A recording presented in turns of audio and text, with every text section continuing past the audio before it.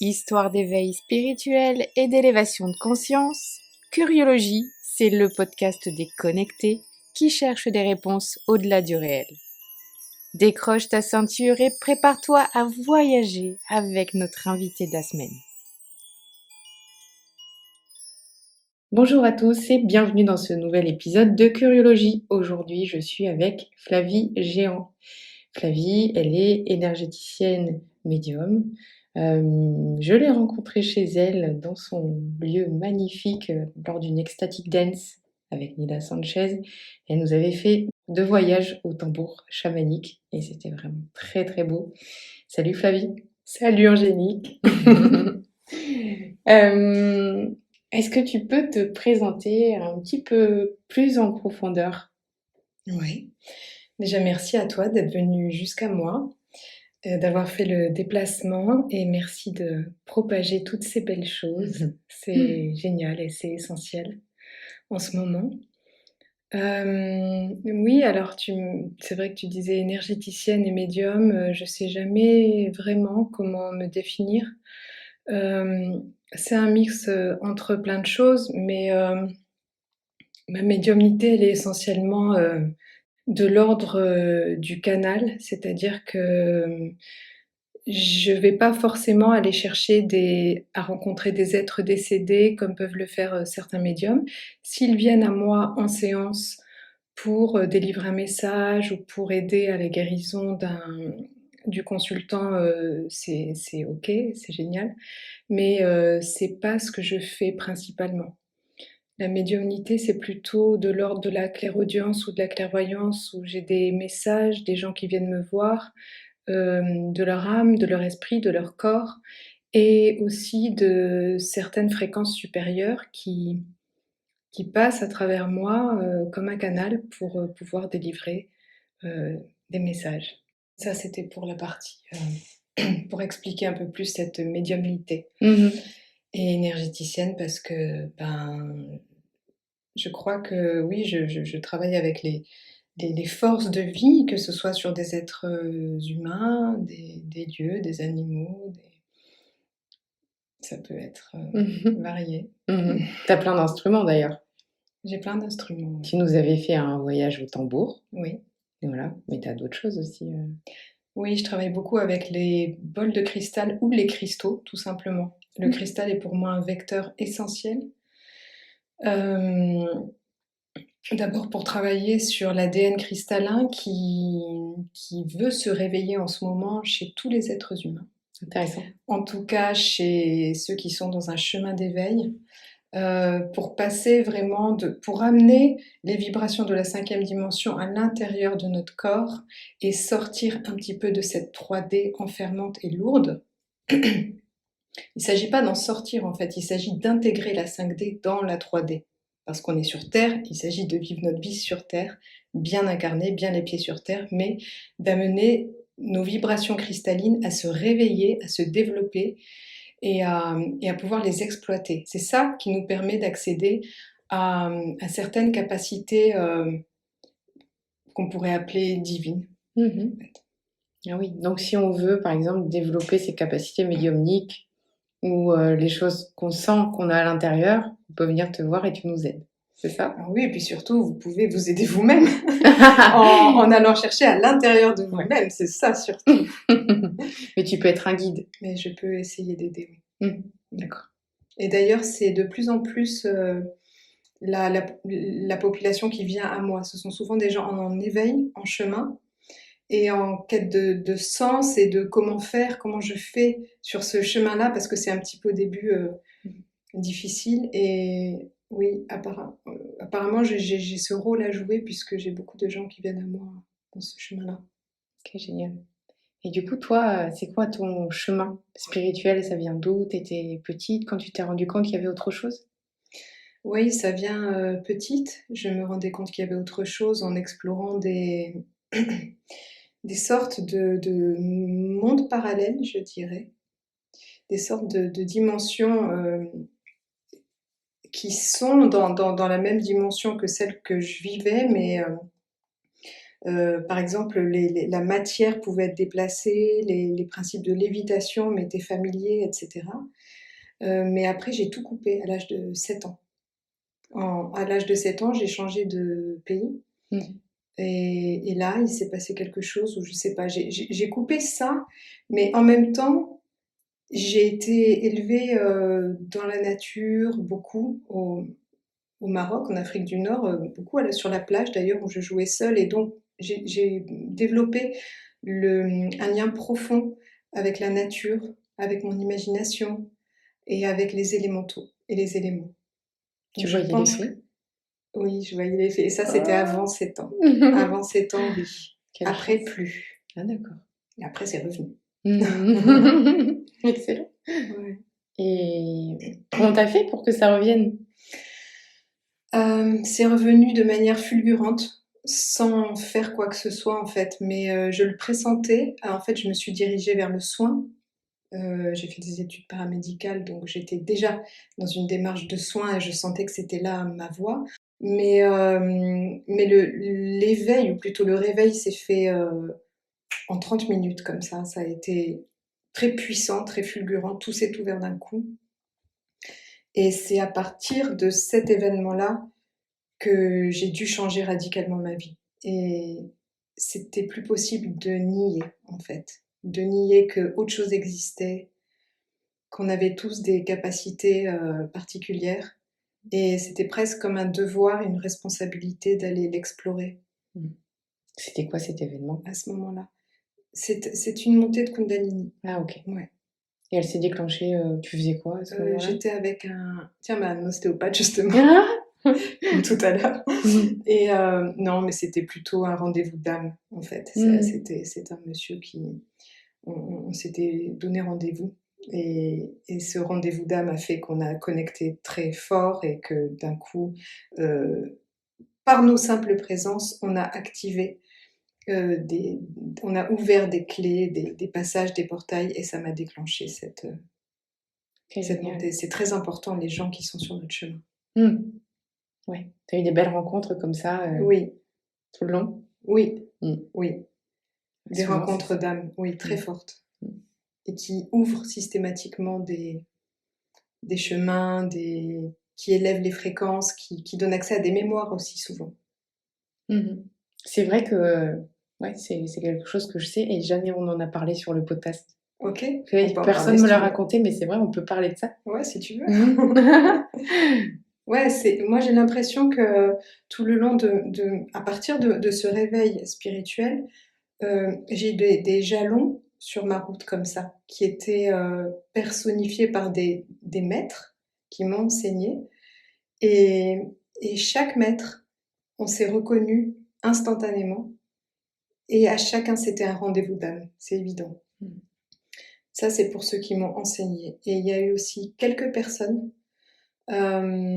qui n'ont pas été des maîtres pour moi, des maîtres enseignants, mais qui m'ont également énormément apporté et on s'est reconnus en une fraction de seconde, avec même parfois des vies antérieures qui arrivaient instantanément. Mmh. Donc vraiment une reconnaissance directe et tout d'un coup, ça réveille quelque chose d'endormi, dans tous les corps.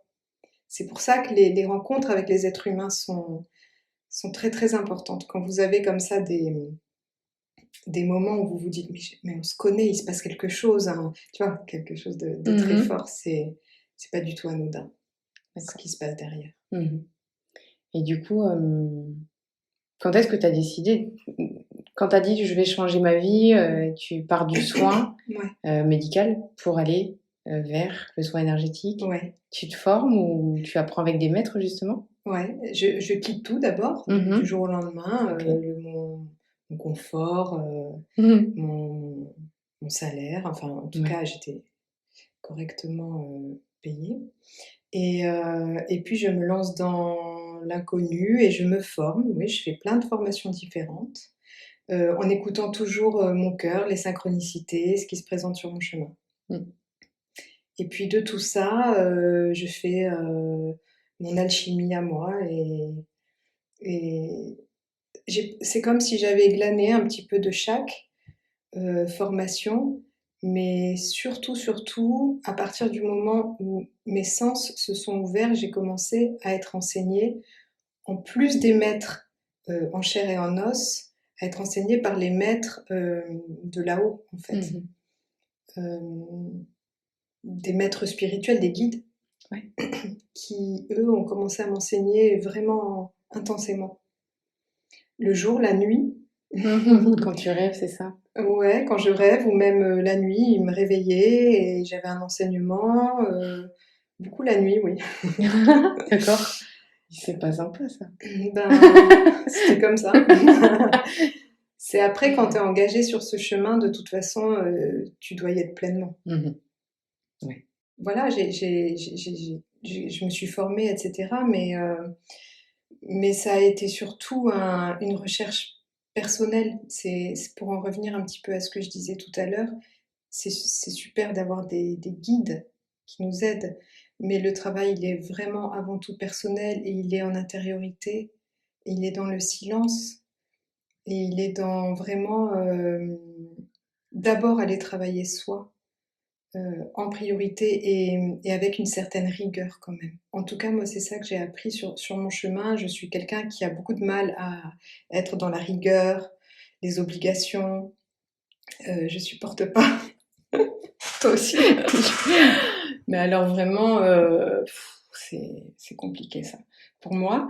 Et ça a été, disons que on va dire la spiritualité m'a appris à faire ça, et c'était pas pesant de le faire. C'est le seul moment où c'était pas pesant pour moi de le faire, tu vois. D'avoir cette astreinte quotidienne à vraiment regarder comment je suis à l'intérieur aujourd'hui, comment sont mes centres énergétiques, comment je suis ancrée, quelles sont les pensées qui me parasitent, où en sont mes émotions, est-ce que cette émotion est utile, et si oui, qu'est-ce que j'en retire et comment je peux la transformer pour pas qu'elle me parasite, qu'elle m'emprisonne. C'est tout ce travail-là,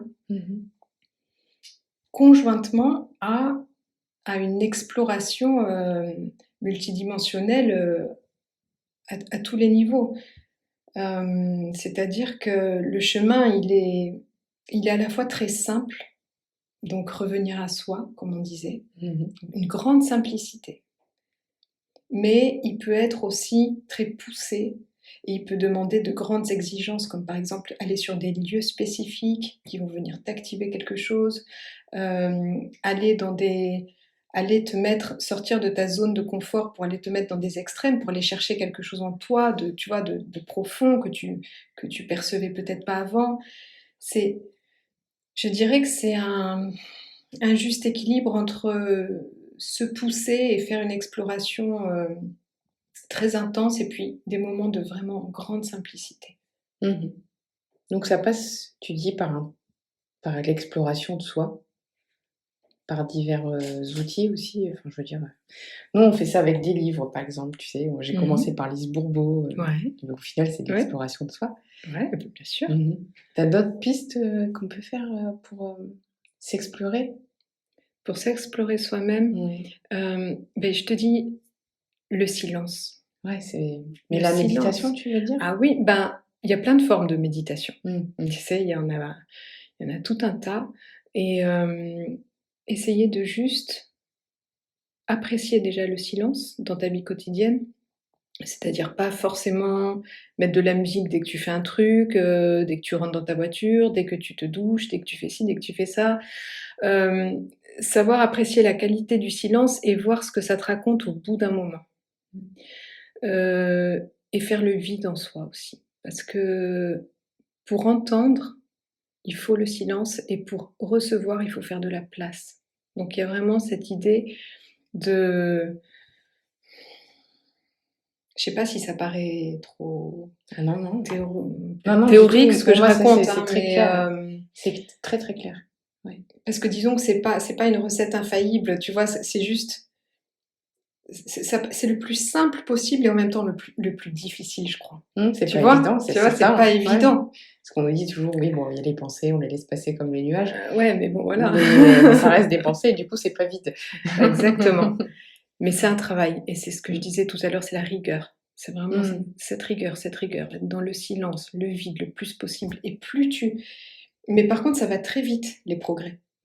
Tu vois, par exemple, en méditation ou en cette recherche de silence, ça va très vite. Le premier jour, tu vois que tu te poses en méditation, puis tu vois ton corps inconfortable, tu as une douleur qui t'embête, ou tu as plein de pensées qui viennent, et tu as ce truc d'inconfort, comme si ton corps voulait lutter comme ça, comme une bête sauvage, là, et puis toi, tu dis non, non, c'est moi, je suis souveraine, c'est moi l'esprit dans mon corps, c'est moi qui décide. Et tu commences à calmer. Et petit à petit, tu vois que ça se relâche. Et tu as réussi. Et le lendemain, quand tu recommences, ce temps de lutte, il se raccourcit. Et le lendemain, encore moins. Et après, en une seconde, tu te mets en méditation, et ça y est, t'es déjà dans un état de conscience modifié. Très vite, tout de suite. Et ça, y a pas, c'est juste le travail. Hein, c'est pas... La volonté et le travail. Quoi. Et il faut le savoir aussi. Bah, maintenant, vous le savez tous. Il faut le savoir. En tout cas, c'est comme ça que moi j'y arrive. Mais... Oui. Et tu disais, tu parlais d'une montée de Kundalini tout à l'heure. Qu'est-ce que ça a changé dans ta vie juste après? Il n'y avait plus rien qui était pareil. Plus rien. Enfin, plus rien. Enfin, tout était pareil, mais avec une conscience accrue, certaine que tout était vibratoire. En fait, ça a été vraiment un déclenchement dans tous mes sens. Puisque avec mes sens, je pouvais sentir ces vibrations à tous les niveaux. Donc ça a été comme une révélation, je ne pouvais pas la remettre en cause.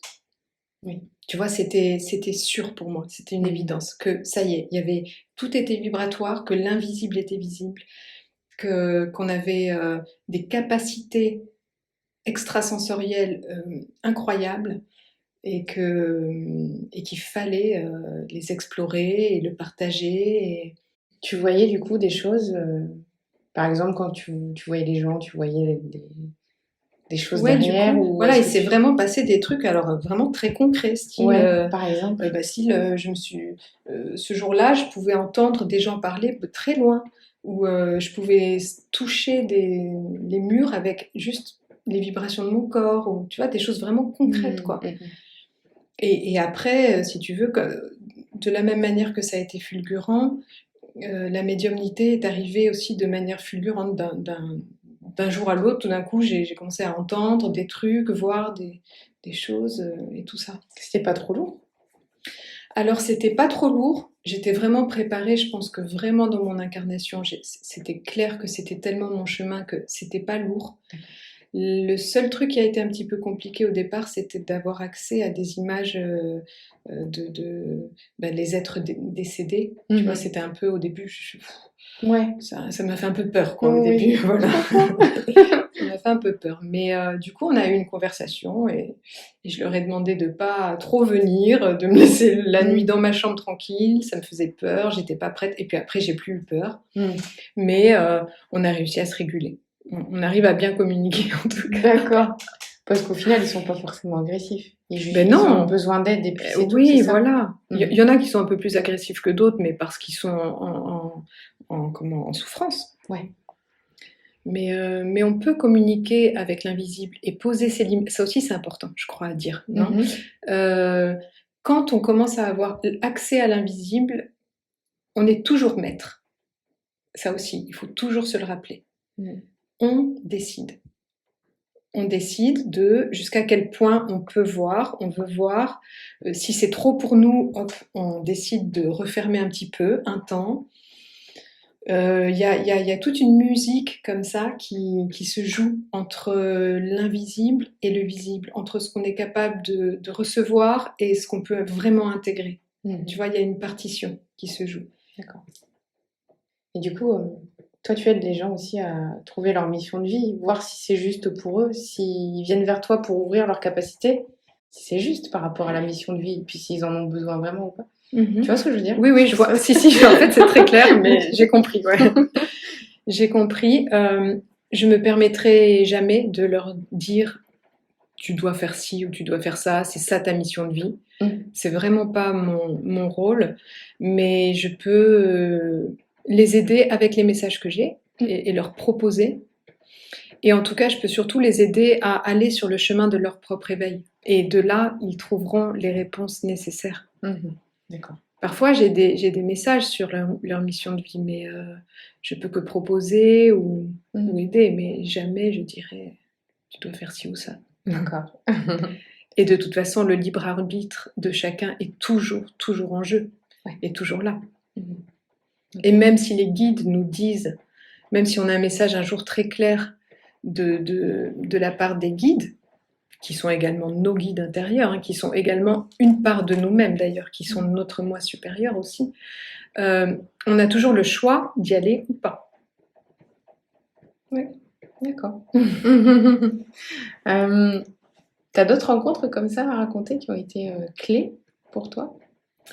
Des rencontres comme Tu sais, quand tu parlais dont des je rencontres parlais d'âmes tout tout à à l'heure, l'heure, ben, non, mais mes maîtres et puis des amis que j'ai rencontrés. En fait, il y a eu une différence entre toutes les amitiés que j'ai créées depuis l'enfance, Mmh. qui sont comme des voilà, j'ai quelques amis que je compte sur le doigt de la main, qui sont comme des frères et sœurs pour moi, qui comme si on avait appris ensemble, tu vois, les aléas de la vie, les blessures, on se soutient, on a ce truc vraiment très fraternel.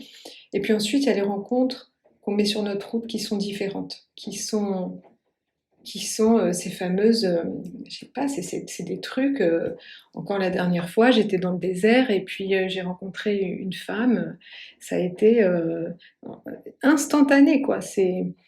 Et avec elle, ça provoque des échanges. Nos échanges nous ouvrent des portes l'une et l'autre et en fait, on se monte vibratoirement l'une et l'autre et parfois même on a des réponses. On rêve l'une de l'autre en ayant des réponses, tu vois? Mmh. Et ça me l'a fait, avec cette femme, ça me l'a fait avec aussi, un homme que j'ai rencontré il y a 2 ans, avec qui pareil, ça a été une fulgurance, c'est des soins permanents, c'est magnifique ces rencontres. Ouais. C'est le résultat d'une vie connectée, en fait. Exactement. Mmh. Ouais, Quand ce on sont est les aligné, cadeaux, ouais, ce ouais, sont les vrais cadeaux d'une vie connectée, alignée, très consciente, en ça tombe fait. de partout. C'est Ah oui, génial. ah oui, ça c'est vrai, ouais. C'est Karen qui disait: «La vie est magique». Mais la vie est magique et Mmh. je souhaite vraiment souvent quand je donne des stages ou comme ça, c'est souvent un de mes derniers mots, c'est n'oubliez surtout pas ça, que Mmh. la vie est magique. Ouais. Mais il faut savoir la reconnaître, la magie, pour l'amplifier après. Mmh, c'est vrai. Ouais. On pourrait même parler de ton voyage que tu prépares. Qu'est-ce que tu vas faire? Il y a quand même un but derrière ça, peut-être? Ouais, oui. J'imagine. Ouais, ouais. En fait, on part, dans une semaine là, avec toute ma famille, c'est-à-dire mon mari et mes 2 filles, une qui a 18 ans, une qui a 5 ans. On part faire un grand road trip, d'1 an en Amérique. On n'a pas encore le programme défini, ça sera Amérique du Nord, Amérique centrale, Amérique du Sud, si on peut tout faire, mais on part vraiment en liberté totale et voir ce qui se passe. Mmh. Et ce voyage, c'était pareil comme une évidence qu'on devait le faire. Alors, à titre personnel, ça va être juste une magnifique expérience avec ma famille. Mais maintenant, tous mes voyages sont très connectés, sont très conscients et il s'avère, à chaque fois, je découvre après, soit pendant, soit après, quels étaient les buts, quels étaient soit les médecines que j'avais à recevoir, soit les médecines que j'avais à apporter. Euh, Par exemple, il y a beaucoup de voyages que j'ai faits où je me retrouvais sur un lieu et on me demandait de procéder à une libération d'âmes, par exemple, beaucoup d'âmes qui étaient bloquées, des guerres, des massacres, des choses comme ça, beaucoup de génocides. Ça, c'est beaucoup mes missions aussi quand je voyage. C'est pas très facile, mais voilà. Mmh. C'était où, par exemple, un Ça génocide a que tu as été partout. Ça a été à Tenerife, à Lanzarote, c'était quoi cette île Slovénie, Ça, c'est les dernières auxquelles je pense, mais c'est tout le temps. Mhm. C'est tout le temps. En Inde, la dernière fois, D'accord. tout le temps. Mais c'est normal parce que je reçois tellement, honnêtement, qu'il faut toujours donner en retour et c'est toujours cette fameuse musique aussi, euh, de toujours rendre ce qu'on reçoit. D'accord. Et par exemple, ce voyage-là qu'on va faire, je sais qu'il y a des points spéciaux où je dois aller, je les pressens déjà. Et il y aura, pareil, cet échange entre retrouver des mémoires qui vont être très importantes pour moi, pour le reste de mes transmissions et de mes partages, et des lieux où il y aura des activations particulières sur la Terre. Ça aussi, j'y travaille pas mal avec les cristaux, en fait. Je travaille avec les cristaux sur certains portails, certains points spécifiques de la Terre, qui sont qui sont des reliances entre la surface terrestre, les peuples et les mondes de l'intraterre, et les peuples et les mondes des cieux. D'accord.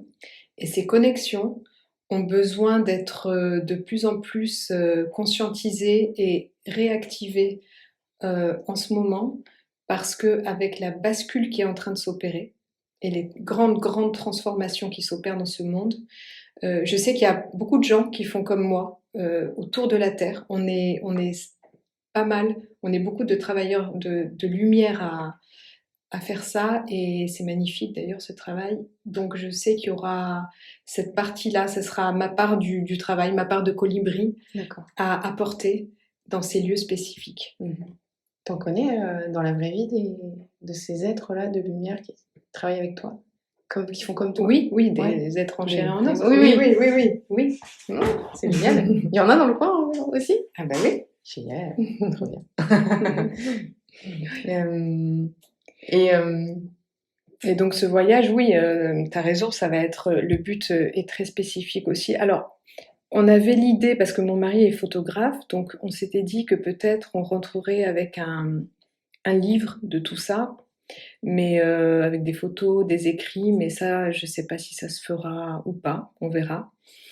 Mais en tout cas, pour moi, l'idée, c'est vraiment d'aller rencontrer des hommes et des femmes médecine et d'échanger avec eux. d'accord. Et d'échanger, que ce soit par des paroles, que ce soit énergétiquement, que ce soit via nos ancêtres communs, voilà, je sais pas ce qui va se passer, mais je sais que je serai guidée à des endroits particuliers. Ça va être un voyage très très initiatique. Génial. Mm. T'as reçu quoi comme médecine, par exemple, lors de rencontres comme ça? C'est-à-dire? Tout à l'heure, tu disais que justement, pendant les rencontres, parfois tu libérais Ah oui, et tu recevais des médecines. ah, j'ai reçu la médecine de la voix. Mm. Tu chantes? Oui, Ok. la médecine de la voix, le lien avec les cristaux. Mhm. J'ai reçu beaucoup de protocoles de la part ça c'était le guide esprit, le grand esprit amérindien qui m'a donné des protocoles particuliers de soins. Bah, tu vois, la dernière fois quand on a fait le voyage chamanique ensemble, Mhm. euh, bah, j'ai eu deux enseignements. En fait, j'ai eu un enseignement par mon guide spirituel de ce voyage et j'ai reçu justement l'autorisation de les faire, la fameuse D'accord. autorisation. Et j'ai eu un enseignement par un maître ami d'ailleurs avec qui on s'est reconnu aussi au premier coup d'œil, qui est un chaman mexicain. D'accord. Ok. Que tu rencontres en voyage, du coup. Que j'ai rencontré, non, on s'est rencontrés par internet la première fois. Ah Et oui. c'est à travers l'ordinateur qu'on a même, à travers l'ordi, tu vois, qu'on a dit on se connaît, tu vois, voilà, ça a fait comme Génial. ça. Ouais. Des fois, les distances et tout, il y a aucune séparation, quoi. C'est génial. Ouais. T'organises des retraites aussi. Oui, mais là, comme on part un an, ça va être bon, bah, ça va être arrêté pendant un an. Et l'idée de ce lieu de Terre des Étoiles là, c'est de créer un lieu d'enseignement, de retraite. Euh, le but, c'est d'amener l'être humain à être dans ses pleines capacités divines et à explorer toutes ses capacités extrasensorielles. Et ça sera vraiment un enseignement de l'école des mystères initiale. C'est quoi ça?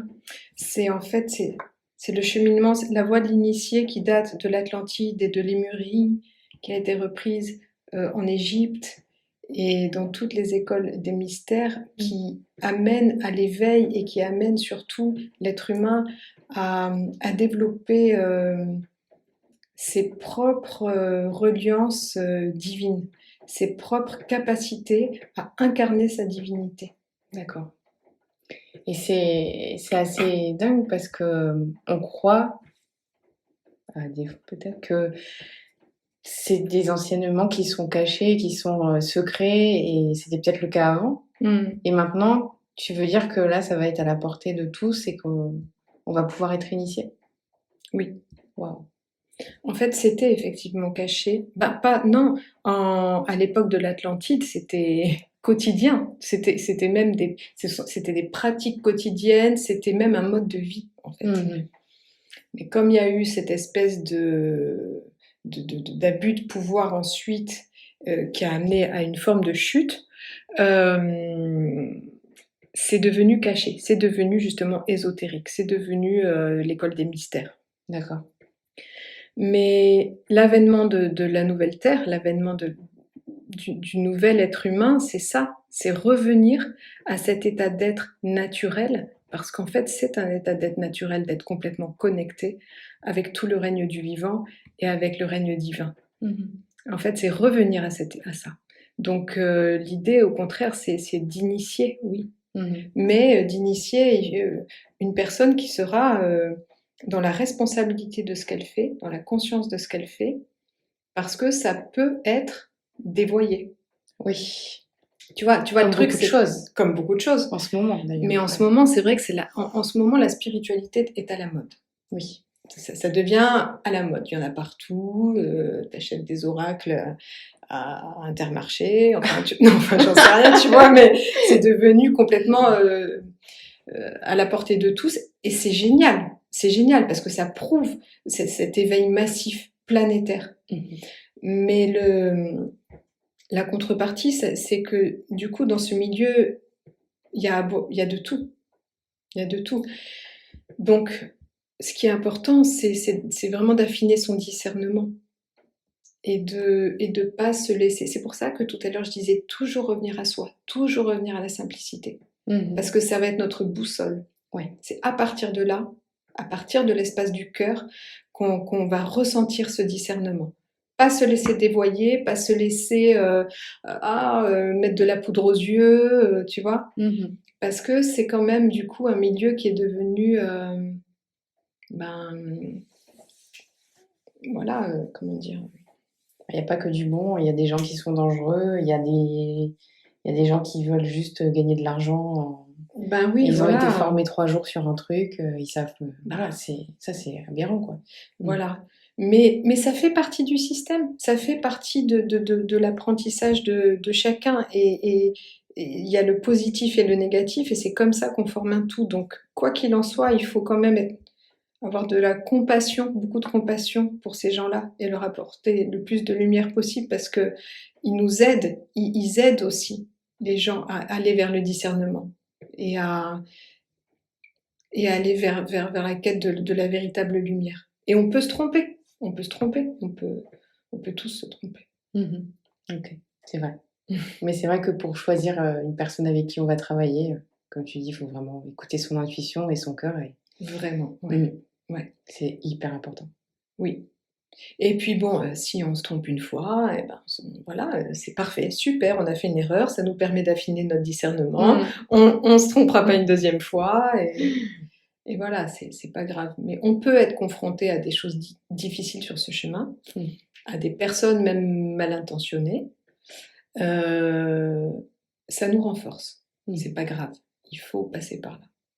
En tout cas, quand on devient thérapeute. Parce que aussi la spiritualité, ça veut dire quoi? Ça peut aussi. Des fois, je suis épatée par des gens, par exemple, un agriculteur qui vit avec les cycles de la nature, qui respecte tout le vivant autour de lui, qui parle à ses tomates, qui parle à ses salades, qui est en lien d'amour avec sa femme. Et ben, cet homme-là, il a tout compris et il a incarné la spiritualité et la religion solaire et la religion de l'un et de l'amour dans sa vie. En fait, il a réussi sa vie. Ouais.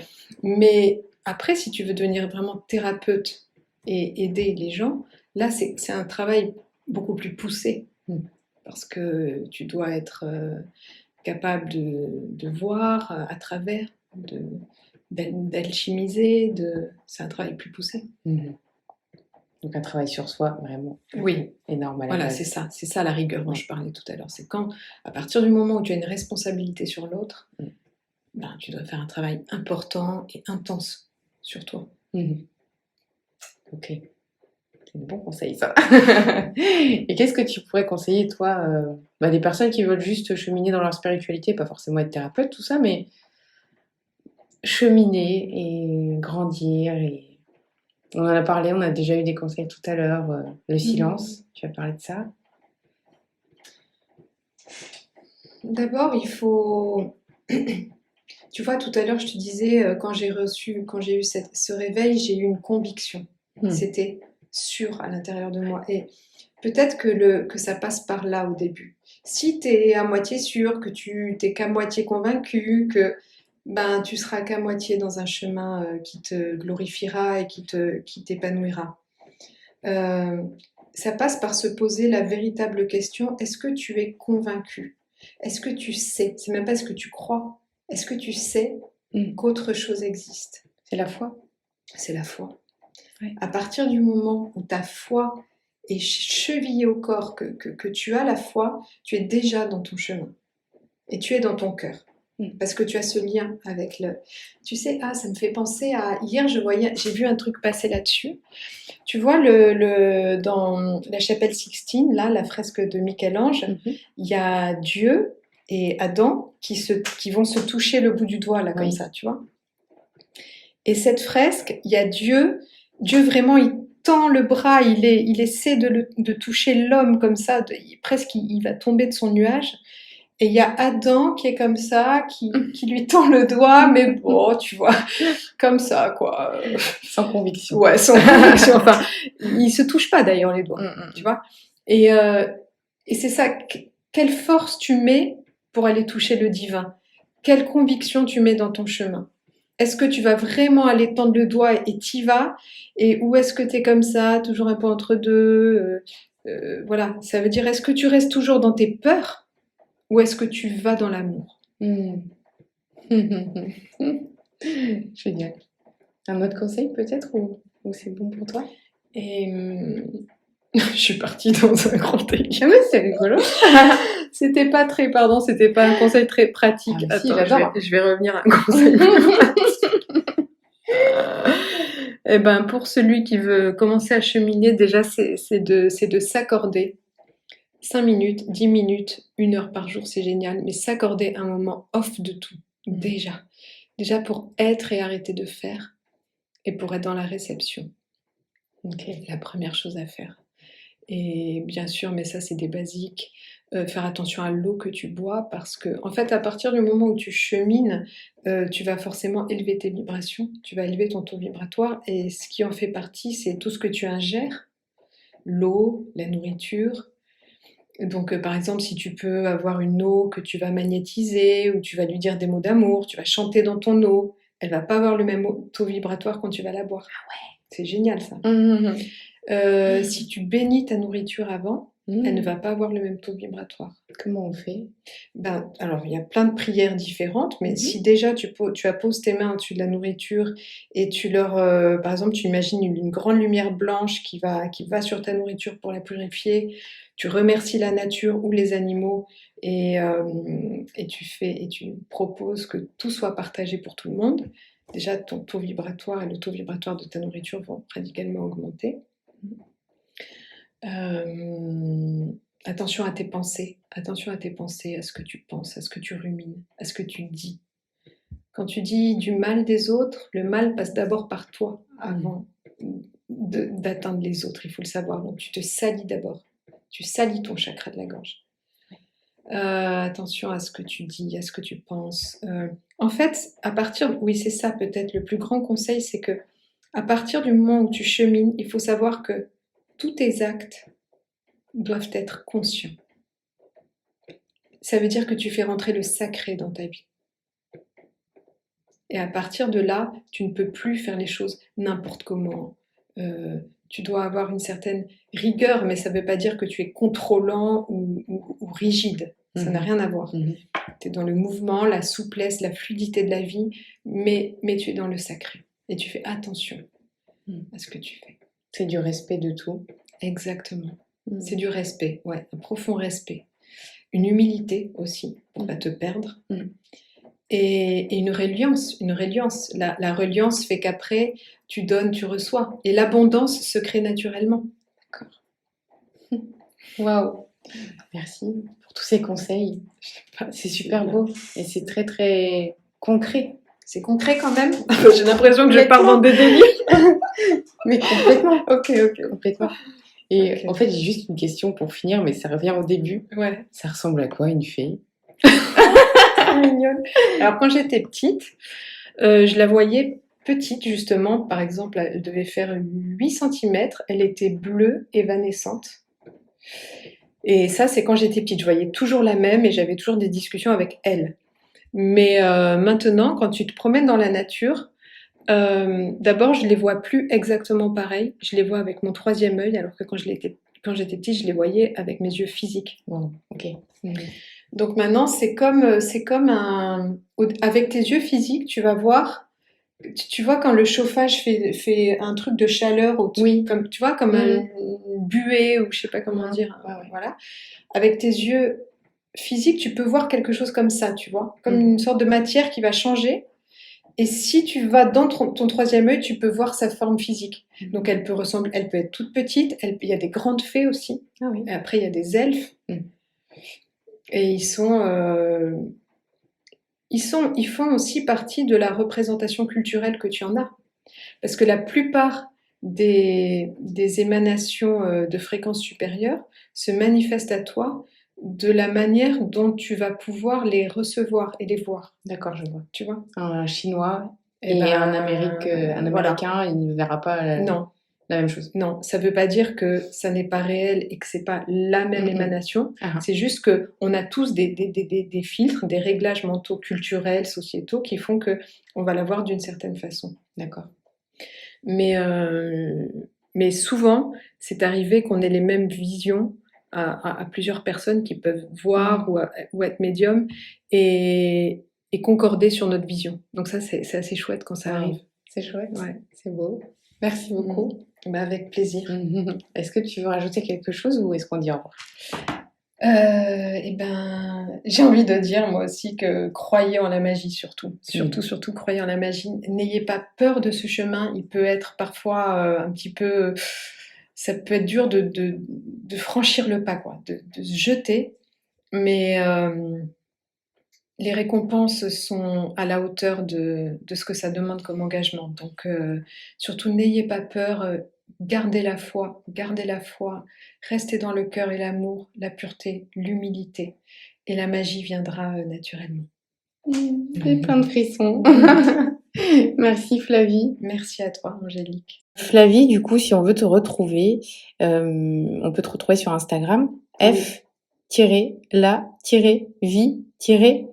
Oui, comme Flavie, G, mais F-la-vie-G. F-la-vie-G. Et d'ailleurs, il y aura tout le voyage, enfin pas tout le voyage, mais je communiquerai sur le voyage et sur les lieux sacrés. Et je pense que j'ouvrirai des espaces de soins et j'offrirai aussi des soins collectifs gratuits par rapport aux lieux de pouvoir et aux lieux sacrés sur lesquels je me trouverai. Chouette. Voilà. Petit live Instagram ou quoi, peut-être. Ouais, voilà. Génial, génial, super.